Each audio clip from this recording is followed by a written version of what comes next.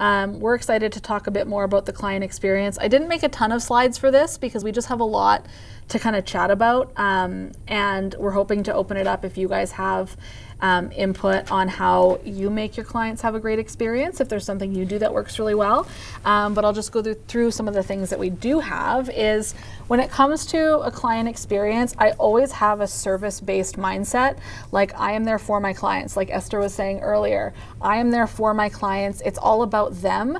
You know, as much as your branding and selling yourself is about you, your business is really about your clients. And you have to remind yourself of that. And sometimes I'll find myself thinking about me and thinking, oh, what do I need to do? What do I need to book? Like, how many things do I need to book? How many sales do I need to make? What do I need? And I just hear the word I. And when that happens, I take a minute and I think, okay, nope. We need to reframe this and we need to start talking about them. So I know that if I need to make more sales, the question isn't how do I make more sales, it's how do I serve more people, right? So you want to switch that mindset from me to how do I serve you? How do I better serve my clients? How do I serve more potential clients? What can I do for you? And in the end, it benefits you as well. You get those clients. But having that service-based mindset, I feel like people can feel that when you're working with them, and they just kind of know if you're there for you or if you're there for them. And you really want to make them feel and know that you're there for them the whole step of the way. You're there for them when they first inquire. You're there for them throughout the whole process. Again, like if they say no, you're there to support them. Like, you're excited for them. You're there for them. And we'll get into that a little bit too, but a great client experience, again, this is when we'll talk about a CRM, is very good when it comes to having a workflow in place to give everyone a consistent experience. You want everyone to have the same information at the same time, and I like being able to know that everyone's getting that without it being a huge burden on me. So systemizing things, automating things is great because then it doesn't take away my time and energy from working on my business, but I still know that they're getting that experience. They're all getting that same experience, and it's going to be beneficial for them and for me. I also like to make sure we are communicating very, very well, and I try to ask or answer questions before they're even asked in many cases. Throughout, your whole consultation, if you run into problems in the decision-making process or run into objections, the thing that you might realize is maybe you didn't communicate effectively. Maybe you didn't ask enough questions, and maybe you don't really know what it is they need, and you're trying to fill a need, but you're missing the mark, right? And then they have objections or questions, or they're unsure. So make sure that you're communicating very well, and that includes asking lots of questions. For me in consultations, I prefer to do more listening than talking. Because I want them to be talking. You want to make your business about them. There's a great book called Building a Story Brand, and it's basically making your client the hero of their story, right? So you want them to be the hero. You want them to know that. So you're going to keep communicating. And one of the things that has been really beneficial for me, and we're going to talk to Camille about branding after our lunch, but I'm wondering if this will show up. I'm going to close this presentation for just a sec, is Camille helped me put together this welcome guide. So this also goes hand in hand with gifting, which is our next one.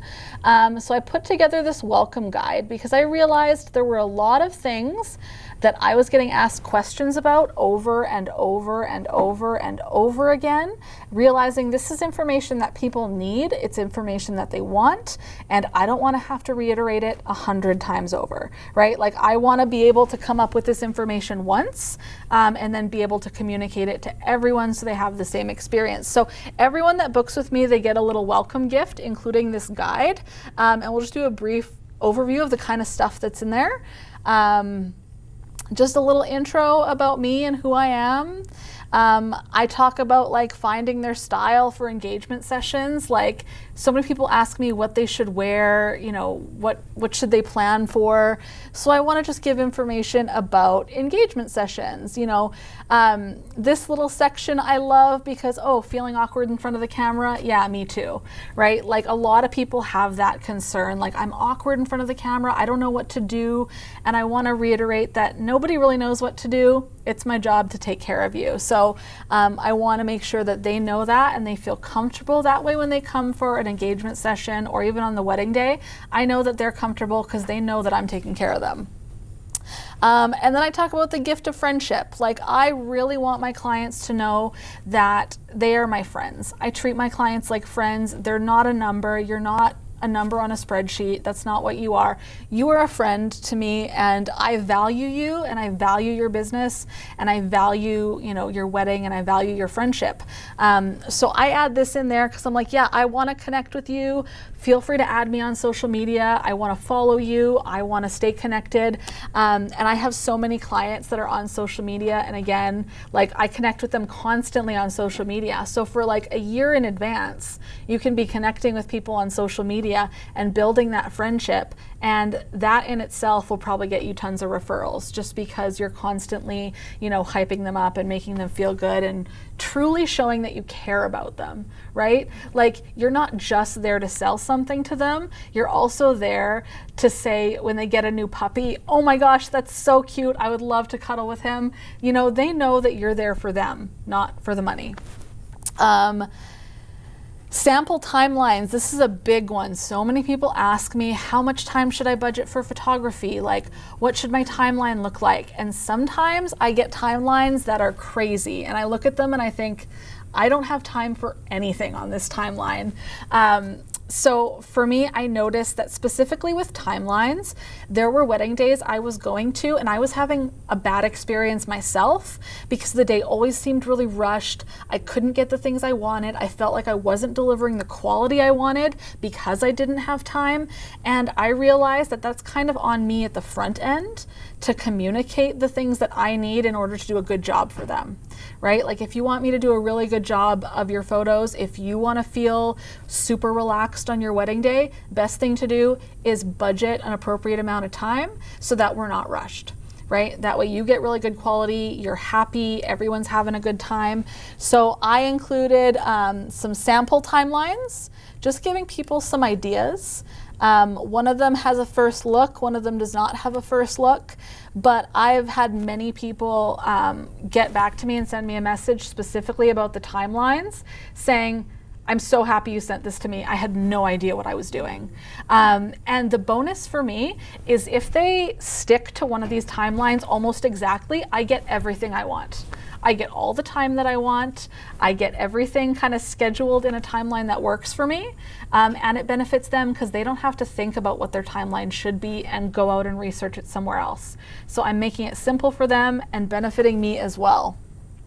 I talk about weddings by season and like some things you need to think about. Like, if you're getting married in the spring, you should probably think about the fact that it's muddy and slushy outside. If you're getting married in the summer, you should probably make sure that you have lots of water on you and you consider, you know, taking pictures somewhere that's shady so you can get out of the sun. So there's different things to consider by season. So I put them all in there. Getting ready, like, sometimes I'll walk into a wedding day and I'll be super excited to shoot details and they won't have any, right? So I'm like, okay, you don't have an invitation, you don't have, all your rings are scattered. Okay, that's cool. And again, this was earlier in my business and I was not preparing people ahead of time for what they should expect. So, I mean, what did I expect, right? So having just this information, like, these are some things that you should have with you for pictures in the morning and for video, because I shoot video, we do some audio recording in the morning. So I'm like, here's some things you should have with you for video. Some ideas like, are you doing a first look with the groom or the dad or bridesmaids? Those are all some fun ideas that you can incorporate. Ceremony prep and tips, a bunch of information on ceremonies, getting married indoors, outdoors, unplugged ceremonies, just a ton of information to help them come up with some ideas. I also add some tips in here about unplugged ceremonies and ways you can go about it, because as we all know, unplugged ceremonies are important, but nobody listens, right? So there's a bunch of different things you can do. Like I'll tell them, have your officiant announce to everybody, take a selfie and send it to the couple with a sweet note, then put your phone away. Or sometimes they have a social media minute where they go up the aisle, they're standing there, and then they have 1 minute for everyone to stand up and take their pictures, and then their phones go away. So these are just some ideas to help encourage people to put their phones away. Talking about the first kiss and practicing, talking about portraits, and Esther and I were talking about this yesterday, the family formals list. We were saying that sometimes people will send you a huge list of like 50 combinations, and you don't want that. You're just going to waste a ton of time and energy. So clarifying what you mean by the family formals list and who you should include or shouldn't include is a great thing to add. Sunset photos, because we love golden hour. So I always say, if you have time, let's do sunset photos. And I know, at least for me, I get tons of questions about rain, and people seem very concerned. They're like, but what if it rains? Like, we'll be shit out of luck if it rains. So I added this in there, basically just reaffirming that if it rains, it's still gonna be beautiful. And I have this little did you know thing in here. I'm obsessed with this. Because a lot of people don't know it, and it's a fun little thing to share, and it makes people feel really good. Everyone's heard that it's good luck if it rains on your wedding day, but did you know why? It's because when you tie a knot and then you get that knot wet, it's really hard to untie that rope, right? A wet rope is really hard to untie. It's almost impossible. So when you tie the knot on a rainy day, your relationship is almost impossible to untie. And I feel like that every time I talk to people and they're worried about rain, when I tell them that, they're like, oh, that's sweet. I wouldn't mind rain, you know? So it helps a lot. Receptions, just talking about, you know, everything they might want to know about receptions, and then galleries. So I go through and I do a little recap of what their galleries are going to look like and what they can do in their galleries. Again, that's creating that expectation ahead of time that you can order things through your galleries, you can download through your galleries, you can share your galleries. These are all things that you can do. Creating albums, again, setting the expectation that you want to create an album once you get your pictures back, talking about print quality again, which we talked about earlier, and then just a little thank you and note from me, and that's it. So this is something that is pretty simple to send out as a gift, but it provides a lot of value, and people are always very appreciative of it, and that, I think, adds a lot to a client experience. And I know you do something similar, where you send out information, and it really makes it easy for people, provides a lot of value for them, and they're just really happy with it. So being able to do things like that, answering their questions, and also sending them gifts. So in addition to sending that, I also send a couple other things, including a gift card. In my questionnaire, I asked them if you could go on a dinner date to any of these restaurants, which would you go to? And whichever one they pick is the gift card that I send them. So it's a little bit customized. So there's, I think, 4 different options. So if there's someone that loves Boston Pizza, they're getting a Boston Pizza gift card versus just a standard gift card across the board. So it's a little bit personalized, and they get something, like Esther was saying, that they're not expecting. And you send out a beautiful gift box to everybody. And it just really emphasizes, again, the fact that you're in it for them. You're excited about them, and you want them to have a really, really great experience with you. And then afterwards too. So afterwards, I also send out a little gift of some free prints. I have my own photo printer at home, so it's really easy, but there are plenty of places you can get really good prints. But I like to send out a little gift with some free prints, again, reiterating the fact that you need to be printing your photos, and I just send them a few things. And then again, going back to becoming friends with them. So I have plenty of clients that I feel like I'm becoming very good friends with online, past clients that I'm friends with that we go out to dinner with and just chat with in general. Like, I'm constantly chatting with clients on social media. They post things, like they went on a trip and I say, hey, how was your trip? Like, tell me all about it. I'm so excited to hear about it. They tell me about their trip. They're excited. And oh, and I saw you were doing this workshop. That's really cool. How's that? And I'm like, that's awesome, thanks. So, you're building this relationship throughout the whole process, and that just adds to a really, really great experience for them. And then on their wedding day, if you're building this relationship, they're gonna be so excited to see you, and they're gonna be so at ease to see you, and everyone's gonna be comfortable. Yeah. Did you have anything else on that? I think that was pretty much it. We're doing good. We're ahead of time, which is great. We got caught up. Okay, cool.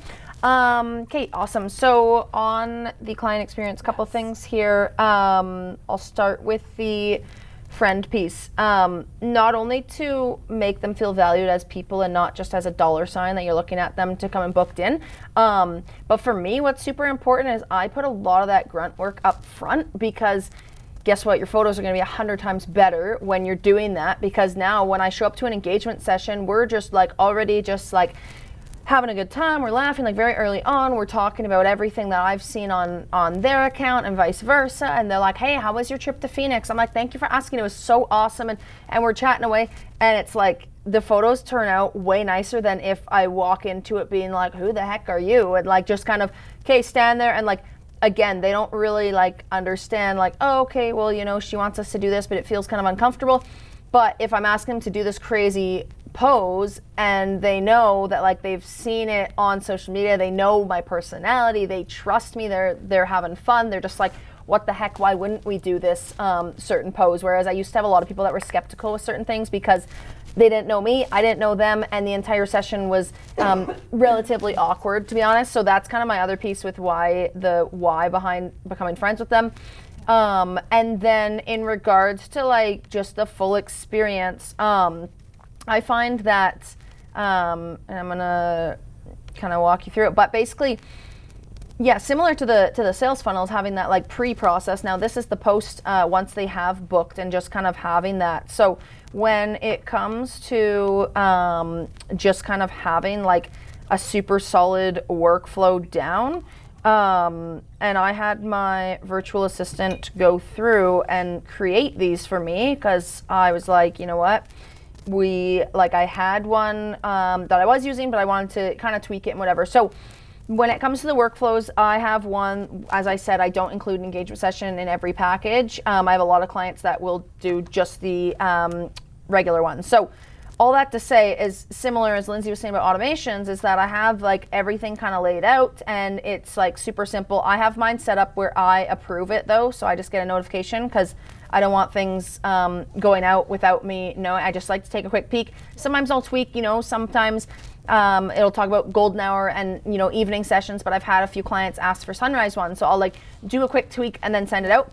But basically, like Lindsay's guide is beautiful, and I think guides are very beneficial. For me, I just break it up into a few different guides that covers very similar info, just because I want people to be like, okay, I'm gonna go through this, then they're gonna, so anyway, my pipeline's probably a little bit more lengthy, but I just like that, it's very easy and it's predictable, and they can be like, okay, I know what's coming next. Me and Lindsay talked about this on the ride up, is just being like how frustrating it was before we had these guides and expectations and everything, because it would be literally the same question a million times and you're like, oh my gosh, I want to rip my hair out, and like, stop DMing me about your timeline, we're not there yet, you know? And then it also destroys the experience a little bit too when you're getting asked the same question over and over again, because the first time you get asked the question, you can go into great detail and I'll explain it to you and I'll write it all out in an email, but the 10th time I get the question, I'm like, this is all you got to do. That's it, right? Like one sentence emails. So the experience isn't the same. So the automations make it so much easier.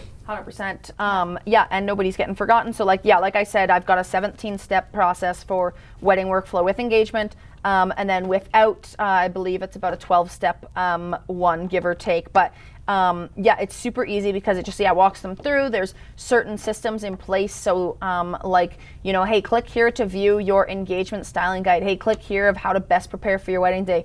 Hey, click here to book your 1 month prior call with me where we're going to go over details, timeline, any questions, things like that. All you're going to do is book that, and I don't have to go back and forth. Hey, does April 6th at 4 p.m. work? No, it's linked to my Google Calendar. Go through, book your thing. Same with inquiries. You know, it's this full thing where, yeah, it's just walking them through, setting expectations, and being super clear on that. So I think that's super important there. And yeah, me and Lindsay send out a little bit different gifts. It honestly doesn't matter what you end up choosing for your gift. It's going to look different for everyone.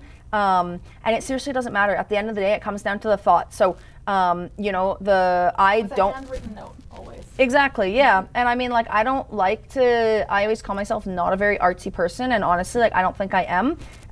To me, like, the photos are very much a byproduct. I wouldn't say I ever really had a huge passion for photography, to be quite honest, but to me, I'm like, okay, I'm making all these people really happy with this product, and when it comes down to it, like, yeah, as I said, I'm not super artsy, so I don't want to be going through and, you know, doing all the little frou-frous and stuff. I've got someone else that does that, but we're going to talk about outsourcing, and I'll go through my certain people, and I think Dave mentioned it as well, but yeah, just kind of knowing that, like, those people as well are going to enhance your client experience, and we'll get more into that in depth. But I think just putting a lot of emphasis on this is not only, like, yes, going to land you more referrals, but it's going to be better in the long run of things as well, just for, like, your life. And for me, like, I felt like I was just all over the map before, and my brother kind of put a jab at that of, like, I'm not the most organized person, and it's true, like, I'm not. But when I got the right people in place and set these things up and had my VA set these things up and everything like that, then I felt so much better. My stress was alleviated, and everything like that too, just because it's, yeah, great experience on your part and your mental health as well, of not being like, did I touch base with them? And I wake up way less in the middle of the night of, like, ding, like, I would, like, pop up and be like, oh my gosh, I didn't send that out yet, and their wedding's in, like, 6 weeks. I can't believe I forgot to do that. And I'll, like, quickly make a note and whatever. And it's like, this doesn't happen when you have the right system set up. Yeah. And I think like it would have been awesome to go through, like, in detail workflows, but that would be like a whole extra day. Like, we could probably spend a whole day talking about workflows and setting those up. So it's a nice overview, but yes, the workflows also give you a great way of tracking, again, where you're at. You always want to be tracking where you're at in the process, and whether it's the process of selling or the process of working with that client from the time they book to their wedding day, you want to keep track of where you are in the process and what is left to go. So when you have a CRM with all those workflows set up and all those automations, like mine is set up like a checklist, and I can go through, and all the automations, as soon as it's complete, has a little check mark next to it, so I can see, okay, it automatically sent that email, we're at this step, so I know this step, and this step are coming next. So it's a really easy way of tracking everything that you do, including everything involved with your client experience and how you communicate. I think too, like, following up with your client and keeping in touch with them after the wedding day is another big one. I automatically send out a thank you email the day after the wedding. Again, I remind them of things. So again, back to the communication, I remind them that, you know, in the next 24 to 48 hours, you can expect some sneak peeks. In 12 weeks, you'll have your full gallery with you. And follow up that way. And yeah, just keep in touch with them, keep communicating with them. If they go on a honeymoon, that's a great way to, you know, connect with them and keep up, even just connecting over social media if they're posting pictures of their honeymoon. Like, you want to keep that going even after the wedding. So it's not like you're working hard up until the wedding. You finish the wedding and then you're done. That's not the case. It's something that you're building for the long term, and it's going to continue getting you referrals before, during, and after their actual engagement and marriage. I have a question. Yes. I was wondering what CRM you do use. I use Dubsado. I know Esther uses Honeybook. I use Honeybook. Okay, I use Honeybook too, and I don't find it to be as easy as, like, the automation sounds really great to me. Yeah. So Have you explored in the automations at all, like setting them up? A little bit, but not as much as I probably should. Like Okay. I do find like I have to do everything kind of. I'm like, okay, now this, now this, now this, which is Right. kind of great, but I think. Right. I don't But you don't have it like kind of, because I found like, so I actually tried HoneyBook about 3 or 4 years ago. Absolutely hated it, and the reason for that was I was not utilizing it to its full potential at all.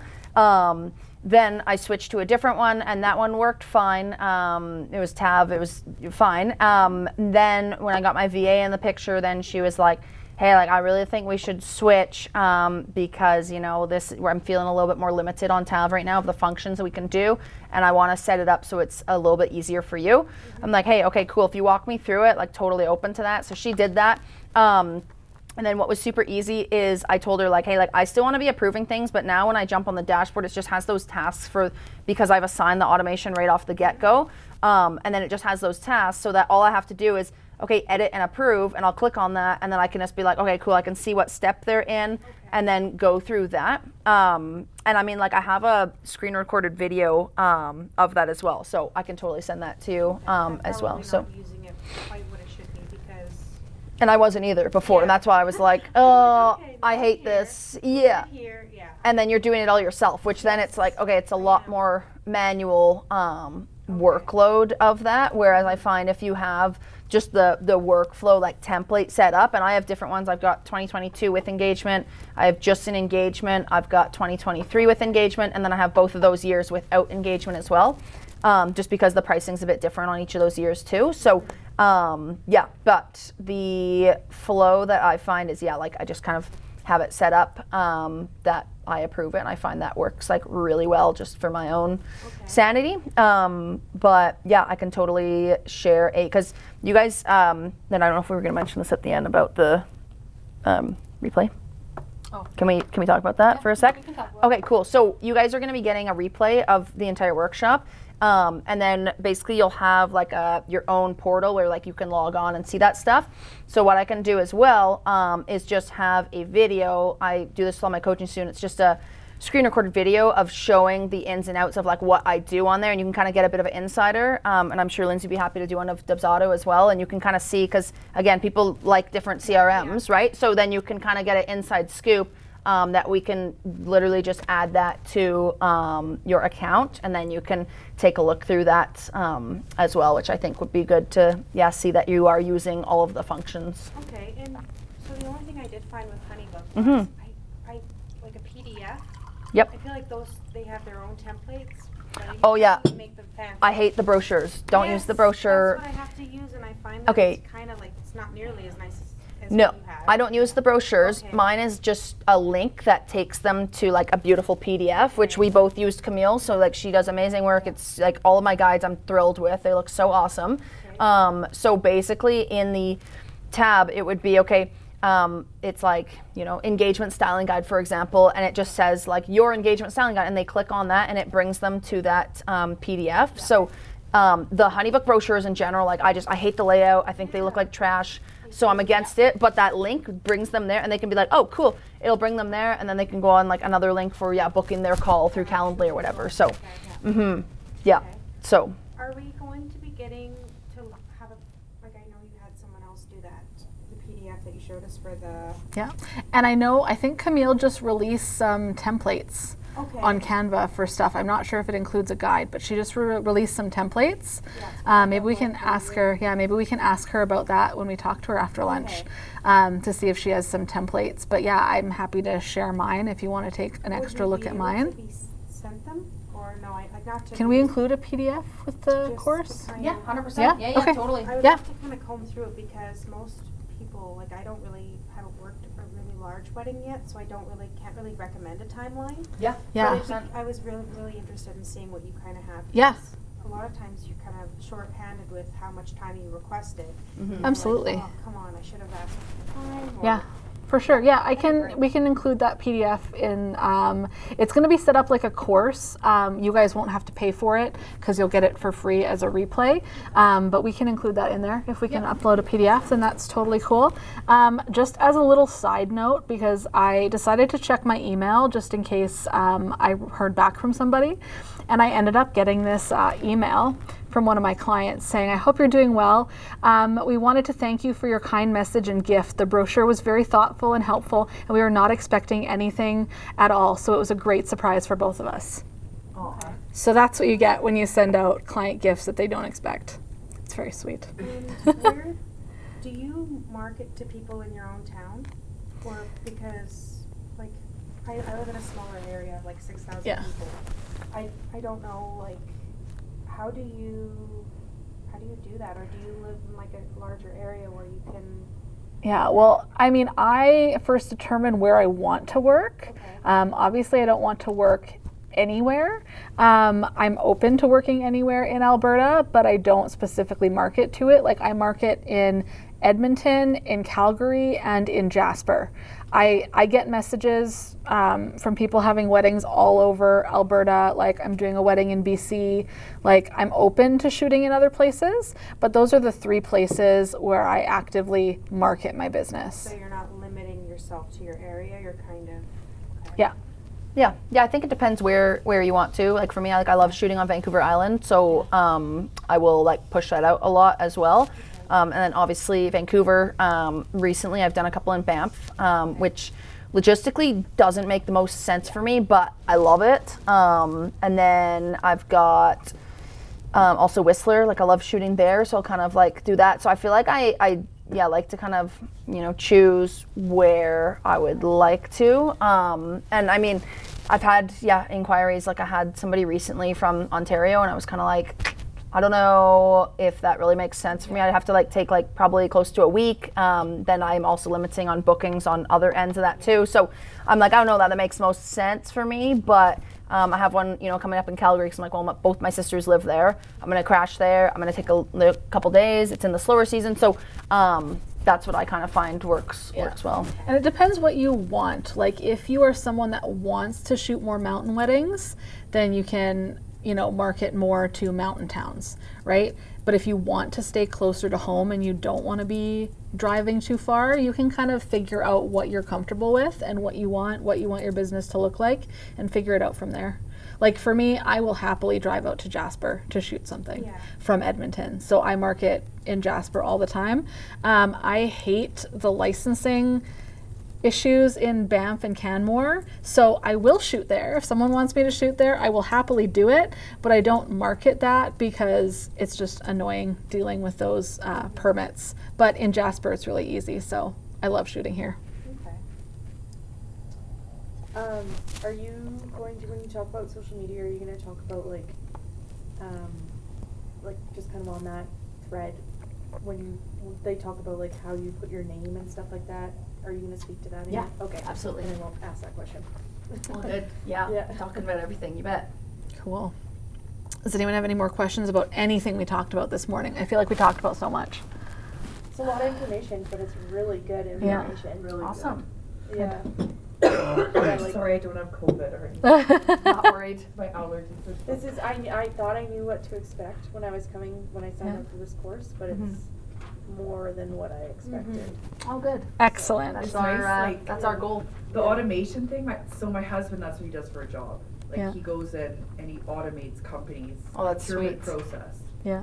And so like he's always on automation. Like he put Yeah. like drills into my head like every day. What are you doing? Like sending this all automated, blah blah blah. Yeah. And I can't stand him. Like just because it's my husband, it's coming from him, So it's like nice Yeah. to hear it from someone else. And then he'll be so happy. Obviously, like I've tried to automate some of it, but he's like, it's almost like I'm not doing it as much because he's telling me to do it. Yeah. It's like a parent or something. I know Yeah. that sounds horrible, but like, so I think audit, like it is so important, like especially when it gets so busy, like it's so good. So that's so nice to hear, like the whole automation piece, like just hearing that from you guys is really good. I need to really work on that. Yeah. For sure, because I'm not the most organized person, like at all, and I think it would Me just neither. help And you know what? organize me. It's funny, like, because I have ADHD, and it causes me to forget things Same all the here. time. Yeah. And I get so distracted by things. Sometimes I'll sit down to do a task and I'll end up doing 10 other tasks before I realize I forgot to complete the task I sat down to do. So like I forget things, and it's different when you're working with 1 or 2 clients, but when you're working with 30 clients, it's not so easy to keep track of information anymore. So having a CRM and having all your automations in place, all your workflows in place, and even again having a system for all of your inquiries, you know what you're doing and you just take it step by step. It's no longer a matter of you trying to figure out what the heck you're doing or forgetting something along the way, because you have everything very clearly laid out in front of you. Yeah. Yeah. Yeah, it's so much easier. Yeah. Like even did bookings by like in a book at first. And I was Yeah. like, what am I doing? Yeah, when I first started, I was adding things into an Excel spreadsheet. Yeah. And like sending out PDFs for contracts, and they were printing them and signing them and emailing them back to me, and everything was like in a spreadsheet and a folder on my desktop. And I was like, no. I also get very paranoid that I maybe like wrote down a date wrong, or like Yeah. forgot something, or maybe I put something on July 21st instead of July 12th. So I get super paranoid. So like I'd have to go back and double check things and triple check things. But like in a CRM, when everything is automated, all your workflows are set up, you can be so confident about it. Yeah. And even when getting leads, like my contact form on my website, I always prefer that to people sending me messages elsewhere. Like if I get a Facebook message or an Instagram message from someone wanting to learn more, my response is usually, hey, I'm super excited to chat with you. Just so I don't lose your messages, do you mind just hopping onto this contact form and just sending me a quick email that way, just so I can make sure I get back to you, because things get lost in social media. And they do. They go to the contact form, fill things in, and I have my the button to click your event date is an actual calendar. It's not you typing something in. Yeah. So I have no fear that they accidentally type something in the wrong way and it's showing up wrong. Yeah. They actually have to go in, it pulls up a little calendar, they click the date of their wedding, so it's all automatically populated. It's the same day in all the contracts. It's just across the board. I'm confident that everything is exactly as it should be. Yeah. Yeah. For contracts, do you guys use what's on the CRM? You know how they usually have I do contracts? not. No? I actually hired a lawyer to write my contracts for me. If anyone's interested in chatting with her, I can send out information after. But she is awesome. She has a law practice, and she works with plenty of creatives, so photographers, videographers. And it was just really nice peace of mind for me, because I had previously been just kind of writing out my own contracts based on like things that I've Googled. You know, you just Google a bunch of contracts and put together what you need.